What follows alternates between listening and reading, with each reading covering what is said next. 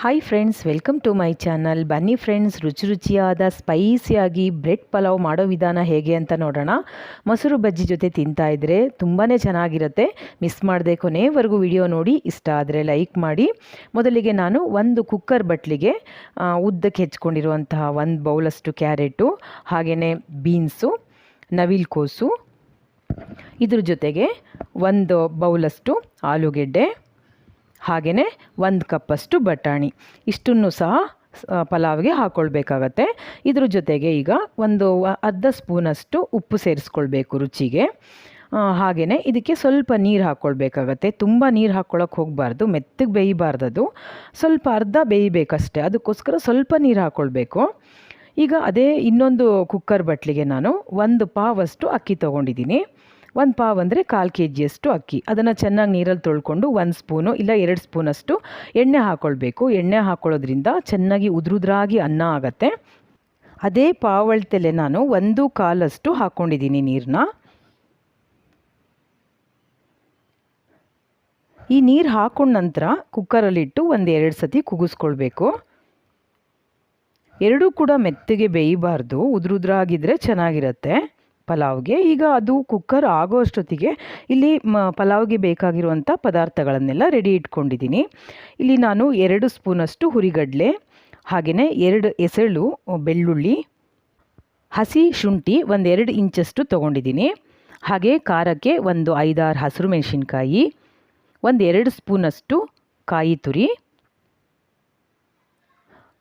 ಹಾಗೆಯೇ ಅರ್ಧ ಈರುಳ್ಳಿ ಈ ರೀತಿ ಹೆಚ್ಚಿಟ್ಕೊಂಡಿದ್ದೀನಿ, 2 ಏಲಕ್ಕಿ, ಹಾಗೆ 4-5 ಪೀಸು ಚಕ್ಕೆ, 1 ಸ್ಪೂನು ಲವಂಗ, ಕಾಳು ಮೆಣಸು 1-2 ಸ್ಪೂನಷ್ಟು. ಇಲ್ಲಿ ನಾನು ಅರ್ಧ ಕಟ್ಟಷ್ಟು ಪುದೀನ ಸೊಪ್ಪನ್ನ ತೊಳೆದಿಟ್ಕೊಂಡಿದ್ದೀನಿ.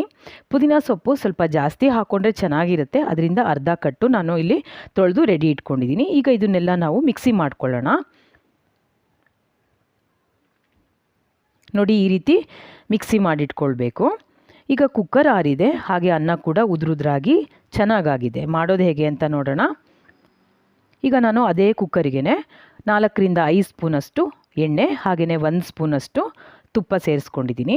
ಸ್ವಲ್ಪ ಬಿಸಿ ಆಗ್ತಿದ್ದಂಗೂ 4 ಪಲಾವ್ ಎಲೆ ಹಾಕ್ಕೊಂಡು 1-2 ಮೀಡಿಯಮ್ ಸೈಜ್ದು ಈರುಳ್ಳಿನ ಹಾಕ್ಕೊಂಡು ಚೆನ್ನಾಗಿ ಹುರ್ಕೊಳ್ಬೇಕು.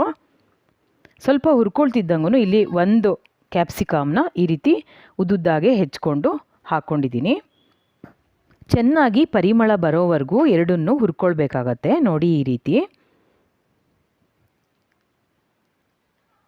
ಇಷ್ಟಾದಮೇಲೆ ಈಗ ನಾವು ಪಲಾವ್ಗೆ ರೆಡಿ ಮಾಡಿರುವಂತಹ ಮಸಾಲೆನ ಅದಕ್ಕೆ ಸೇರಿಸ್ಕೊಳ್ಬೇಕು. ಇದಕ್ಕೆ ಎಕ್ಸ್ಟ್ರಾ ನೀರು ಹಾಕ್ಕೊಳ್ಳೋಕೆ ಹೋಗಬಾರ್ದು.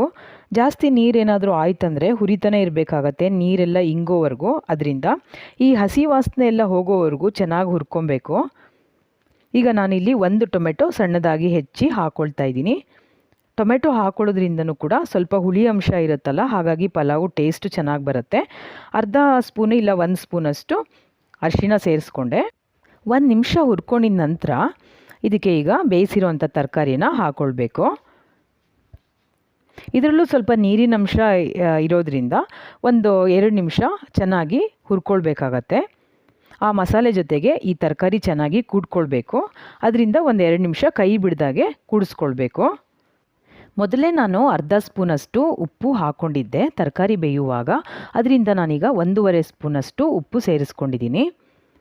ಉಪ್ಪು ಹಾಕ್ಕೊಂಡ್ಮೇಲೆ 1 ನಿಮಿಷ ಚೆನ್ನಾಗಿ ಈ ರೀತಿ ಕೈ ಬಿಡ್ದೇ ಕೂಡಿಸ್ಕೊಳ್ಬೇಕು.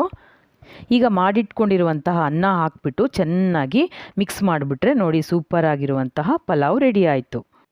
ಈಗ 4 ಸ್ಲೈಸ್ ಬ್ರೆಡ್ಡಿಗೆ 2 ಕಡೆ ತುಪ್ಪ ಸವರಿ ನಾನು ಈ ರೀತಿ ರೋಸ್ಟ್ ಮಾಡಿದ್ದೀನಿ. ಈ ರೋಸ್ಟ್ ಮಾಡ್ಕೊಂಡ್ಮೇಲೆ ಇದನ್ನು ಈಗ ಚಿಕ್ಕದಾಗಿ ಪೀಸ್ ಮಾಡ್ಕೊಳ್ಬೇಕು.